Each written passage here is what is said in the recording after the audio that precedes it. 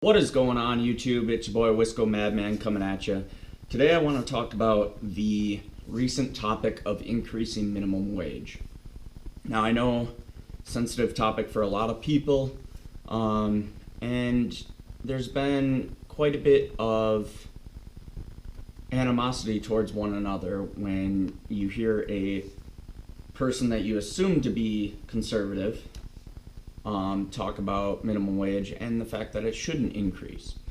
Now, I used to be all for the increase of minimum wage, those college days and whatnot, but work experience has changed my mind. One of the things that I have to say about it is increasing minimum wage does not mean higher pay for everyone. It doesn't.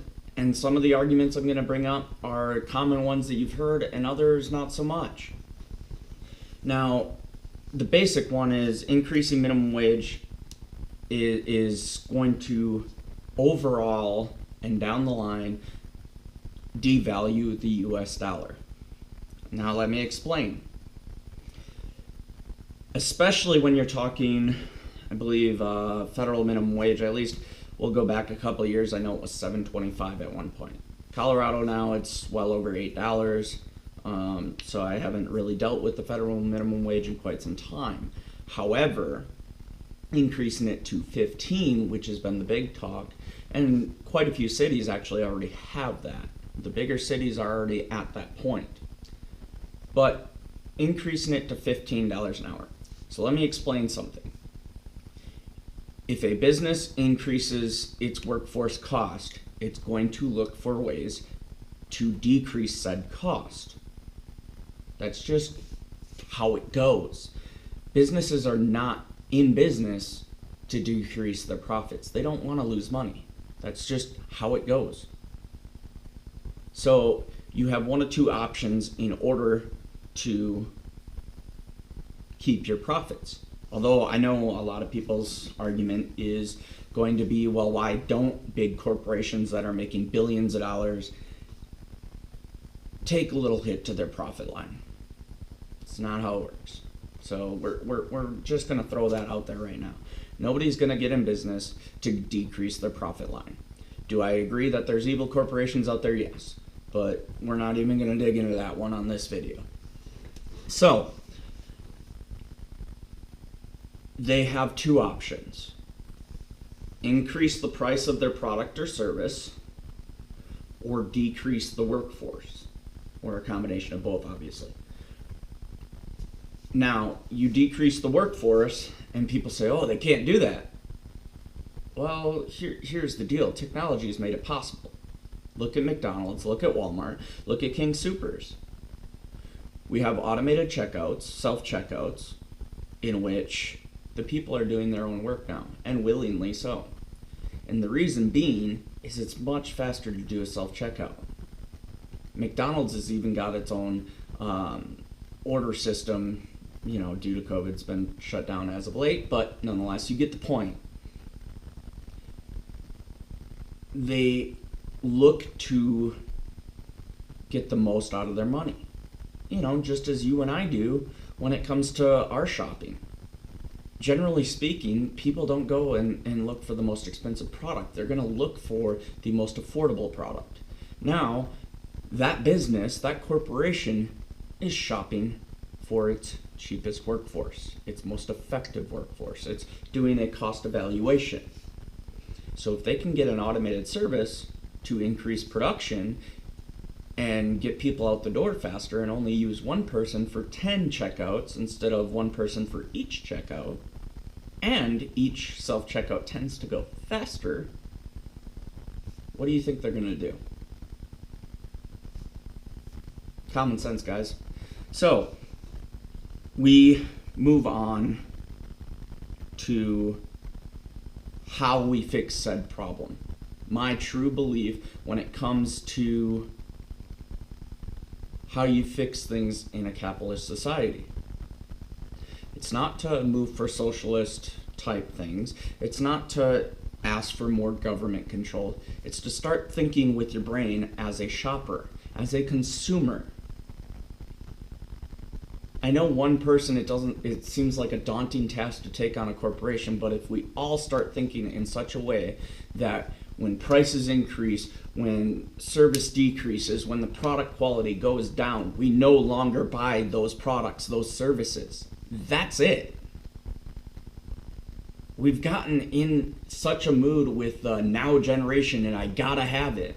And I'm just as guilty as the next guy, but I'm making more of an effort myself. But we've gotten in such a habit of just, I gotta have it, so I'm just gonna buy it. I don't care what it costs. Well, number one, that's bad in personal finance. I know firsthand. It's things that have caused struggle in my personal finance. But number two, you're not demanding more out of the businesses. If you demand more out of the businesses with your dollar, with what you're buying, and how you use your money, you're never going to see any change. There's no amount of government controls that's going to change that. So what I'm saying is, as consumers, we need to utilize our buying power to change how corporations are signaled, to show corporations that we're not willing to deal with those things, that we demand better service, better products, and better treatment of their employees. Now, the same goes for the workers. When you're going to look for a job, instead of complaining about, oh, there's no jobs out there, well, that's entirely not true. We all know that. There are more skilled jobs, and corporations are looking to get the best deal. So you make yourself a good product and you demand more pay. That's how it works. Make yourself worth more, you get paid more. And that goes by the same idea. You only go to jobs that are going to pay you what you want to get paid. And if you can't find what you want to get paid for the time being, you develop yourself to have the skills to make yourself a product worth buying. That's how capitalism works.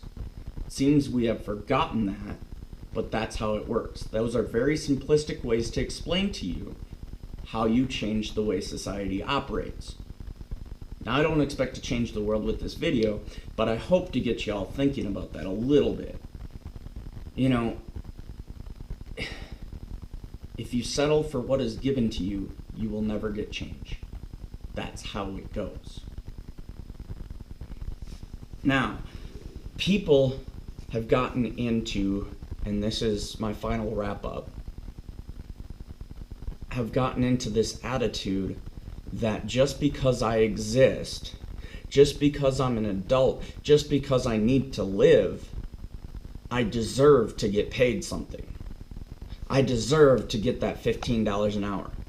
I deserve to be paid a living wage. Minimum wage is not a living wage, period. Don't expect the government to just pay you. It's the same way that we got into the mess with the COVID-19 lockdowns. Was it a bad pandemic? Yes. Should we have reserved ourselves to allowing the government to lock us down and simply take breadcrumbs as our payment to stay home? Absolutely not.